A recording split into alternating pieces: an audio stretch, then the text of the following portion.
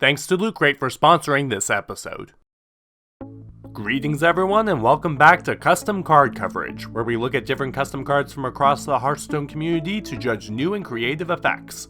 It is now May of 2019, so we'll be looking at the top cards of the previous month. Some of you may be asking, Penniless, why aren't you titling this for April of 2019 instead? Because clickbait. I refuse to apologize.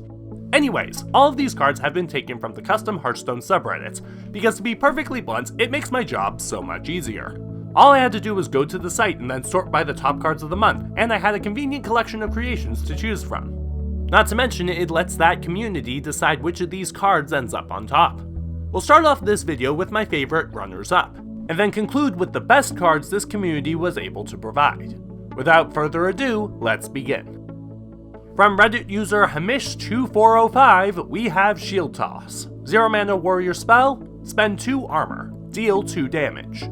The spend armor mechanic is one that isn't used often enough, in my personal opinion, and the effect's sparse use justifies this card having an epic rating. The only factor remaining is how strong the card is, and that's where things get a bit more curious.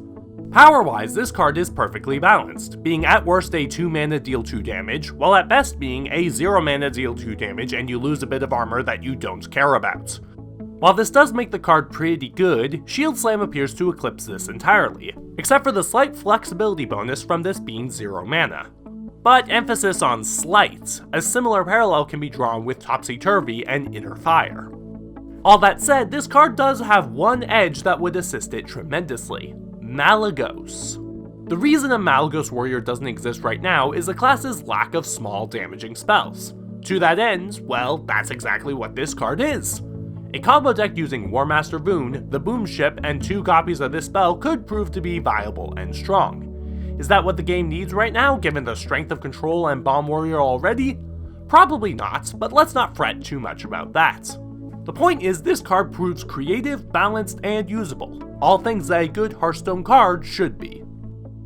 Next from Crick's Official is Surprise Attack. 0 mana rogue spell, deal 2 damage. Combo, don't.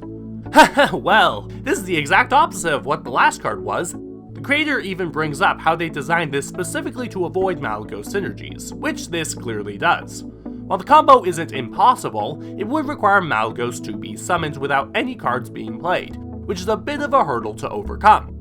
Outside of that though, this card is still 0 mana deal 2 damage, clearly quite strong, while also serving as a combo enabler for Rogue, clearly quite dangerous. Heck, even in the worst case, this can be a free card draw from Gadgets and Auctioneer. While I have to say this is a little too powerful to be printed, simply because it's Rogue and Rogue likes their 0-cost spells a little too much, this is still a good concept and a nice twist on the combo keyword. Next up are a pair of curious cards. The first, from Reddit user RecycleBin, is Stonehill Apprentice. 1 mana 1/1 minion, taunt, battlecry, discover a taunt minion that costs 3 or less. Now, just in case you've been living under a rock for the last 2 years, this card is obviously inspired by the Ungoro minion Stonehill Offender. While the original card worked as a strong 3 mana defensive piece, which was clearly Blizzard's goal at the time of its release, this card instead serves as a 1 mana defensive piece, and a quite strong one at that. If you're wondering how this card is so strong, compare it to Firefly. Both provide weaker than average stats on the field, but while Firefly gives its user a weak card in hand, our new Apprentice gives an average strength one. So all things considered, this card is a very strong 1-drop, but that's part of its appeal. The reliance on taunt makes this card less suited for aggressive strategies, which means this super powerful 1-drop would be reserved for slower mid-range and control decks. Sure, Stonehill Defender was used aggressively, but that was mostly because it existed in the same set as Sunkeeper Terran. Thanks to the limit on the Apprentice's battlecry, that possibility is avoided. Now, all that said, I could be wrong. Perhaps a Token Druid or a Zoolock could take advantage of the small taunt minions that spawn as a result of this. But as far as I can see, this is a good example of a powerful card done right. Our second Stonehill-inspired card, from user Way2Serial, is Stonehill Offender. 3 mana for 1 minion, Rush, battlecry, discover a Rush minion. Before you start, yes, this is incredibly overpowered.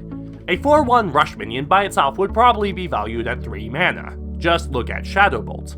Even discounting that comparison, such a card would certainly be stronger than a 1/4 taunt in most cases. So this card is stronger than its inspiration, while providing the same discover effect that made the original meta-defining in the first place. Sure, it gives rush instead of taunts, but frankly that just means less stupid cards get mixed into the pool. So while I love the reference to our old Tortolan friend, this card mostly serves as a helpful reminder that these custom cards can easily be overpowered and still receive a lot of popularity. Our final card before the top cards of the month is from Masek, who gave us the Mute. 5 mana 3/3 legendary, Screaming Face arrow deck 3 cards hands, Broken Skull arrow hands 3 cards with X's. Now those of you who have no desire to use your powers of deductive reasoning may not understand what this card is trying to tell. Fortunately, the concept of deducing things so that no one else has to is the whole reason my channel exists. The hieroglyphs translate to Battle Cry, draw 3 cards, Death Rattle, discard 3 cards.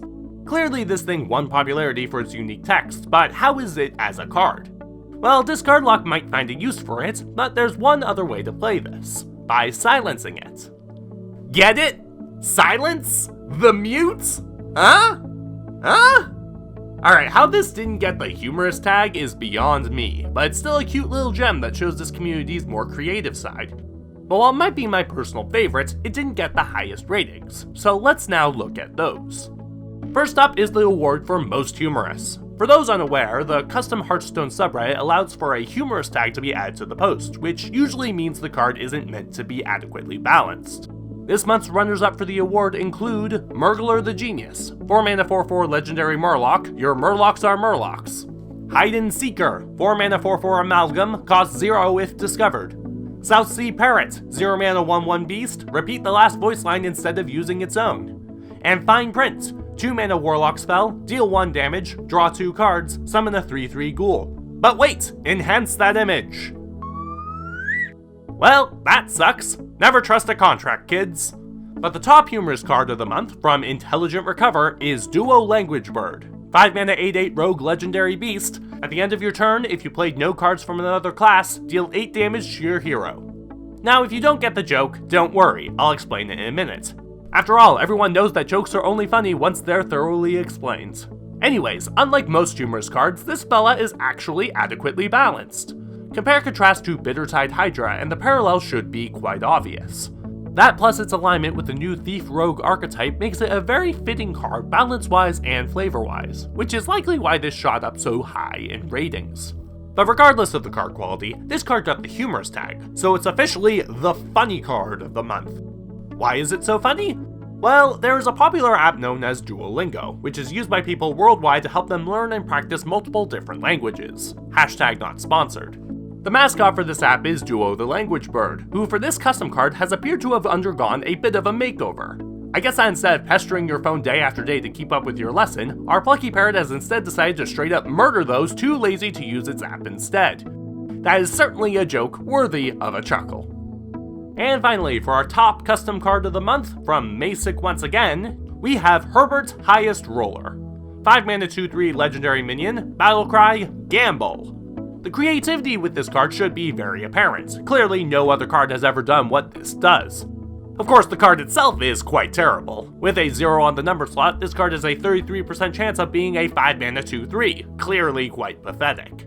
For the other possibilities, I'll spare you the calculations and just give you the results. This card has a 22% chance to draw or discover 1 more card, a 22% chance to draw or discover 2 cards, and a 22% chance that you end up discarding cards. This means that over half the time, this card is a 5 mana 2/3 or worse. Even trying to be clever and putting this in a deck without spells or weapons diminishes its effectiveness, since then you can't draw those cards from your deck in the best case. It's a bad card, but that's actually by design. The creator has expressed caution in regards to creating cards with random effects that are too strong. And this certainly isn't a random effect that is too strong. It is instead exactly what it is meant to be, a chaotic, intriguing card that does something utterly unique. That's it for this month. Be sure to follow the Custom Hearthstone subreddit to see more cards like this and vote for which ones will be on top. Additionally, this episode was brought to you by Loot Crate. Get a box with a shirt and a cup and a pin and more, all in the box with Loot Crate. Visit lootcrate.com/penniless to see what they have to offer, and use promo code Penniless for 10% off your order.